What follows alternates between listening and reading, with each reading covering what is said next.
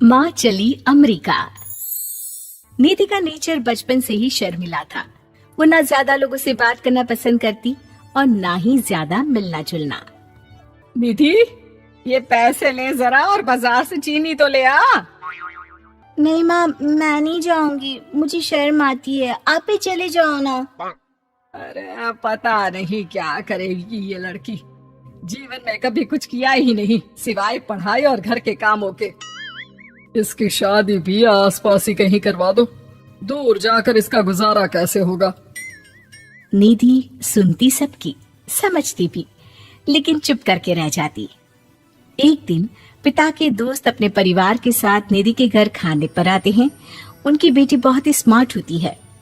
निधि बेटा, वीणा के साथ बात करो। देखो, अंकल की बेटी भी आई है उनके साथ। निधि वीणा के साथ वहीं बैठ जाती है।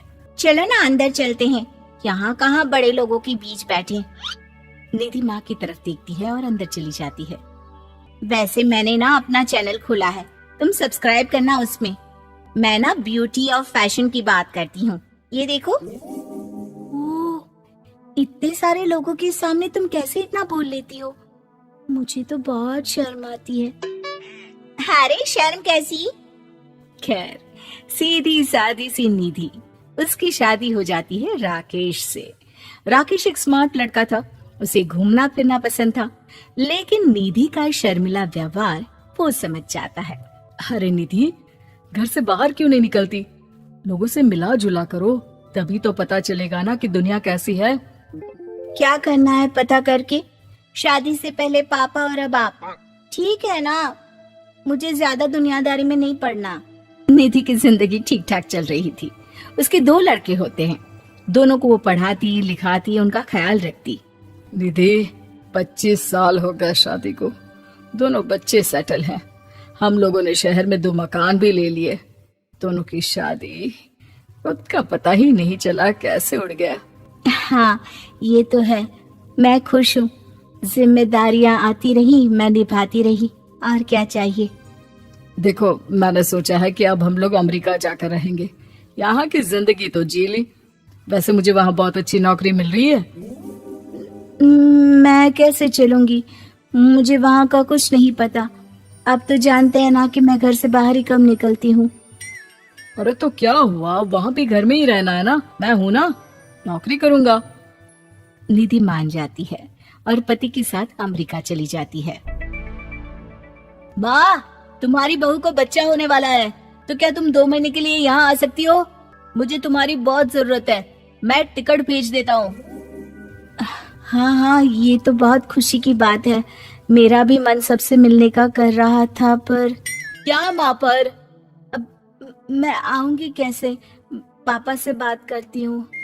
देखो माँ, प्लीज बहाना मत बनाना, तुम जानती हो ना इस वक्त में मैं किसी पर भरोसा नहीं कर सकता हूँ। निधि पति को सारी बात बताती है। क्या आप भी चलेंगे? निधि, आने जाने में बड़ा खर्च हो जाएगा, ऊपर से मुझे यहाँ छुट्टी नहीं मिलेगी। बहू पर वक्त ऐसा है कि तुमको तो जाना ही पड़ेगा।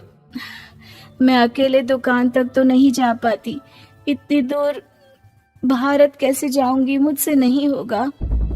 लेकिन सबके कहने पर निधि को जाना ही पड़ता है।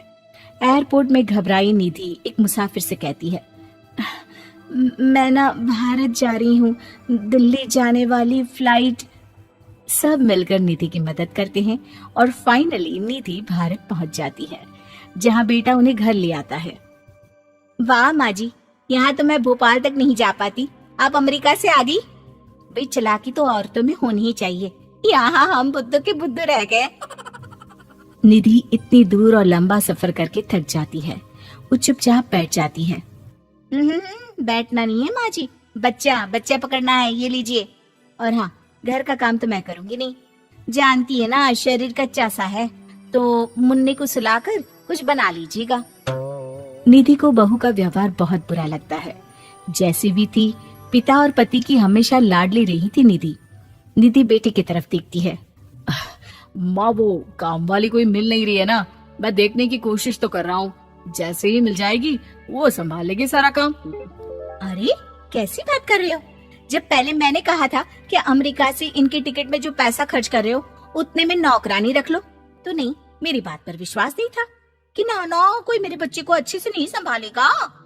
अब इनका भी खर्चा और नौकरानी का भी खर्चा। अरे ना जी ना, मैं नहीं संभाल सकती। निधि जैसे तैसे 2 महीने रहकर वापस अमेरिका चली जाती है, लेकिन वहां जाते ही जैसे राकेश उसे देखता है उसके गले लग जाता है। ये क्या हालत बना रखी है निधि, कैसी लग रही हो? खाना नहीं खाती थी क्या? क्या हो गया? निधि पति से कुछ नहीं कहती, बस रोती ही चली जाती है। मैं नहीं चाहूंगी कभी भी भारत, आप मुझे हमेशा यहीं रखना अपने पास। राकेश बेटे को फोन करता है।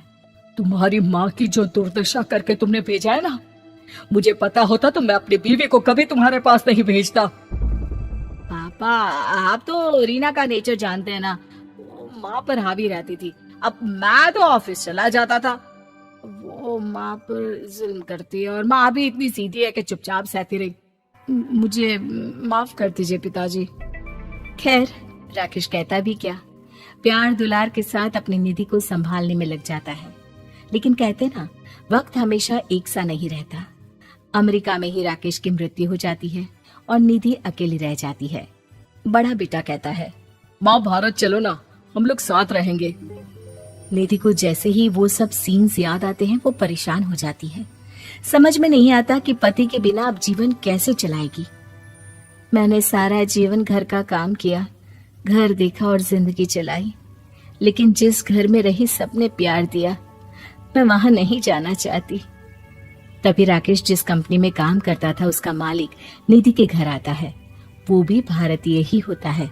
दीदी, राकेश ने आपके बारे में बताया था। जब से आप भारत से लौटी थी उसे आपकी बहुत चिंता रहती थी, इसलिए उसने मुझसे कहा था कि कभी अगर वो ना रहे तो मैं आपको ये पैसे दे दूं। और हाँ, हम लोगों की कंपनी में आपके लिए नौकरी भी है। निधि पति के पैसे देखकर मन में तसल्ली करती है और नौकरी के लिए हाँ कर देती है। अरे पागल है क्या माँ, कैसे नौकरी करोगी? ये अमेरिका है, दिल्ली नहीं। वहां तो तुम घर से निकल भी नहीं पाती थी, यहाँ कैसे? मेरे पति, मेरे पिता मुझे खुश देखना चाहते थे। वो लोग जब तक थे मुझे किसी चीज के लिए ना फोर्स किया, ना कभी कमी होने दी। पर अब मुझे जीवन जीने के लिए घर से निकलना ही होगा। बेटा, तुम तो अगली फ्लाइट से भारत लौट जाओ, मैं यहीं खुश हूँ।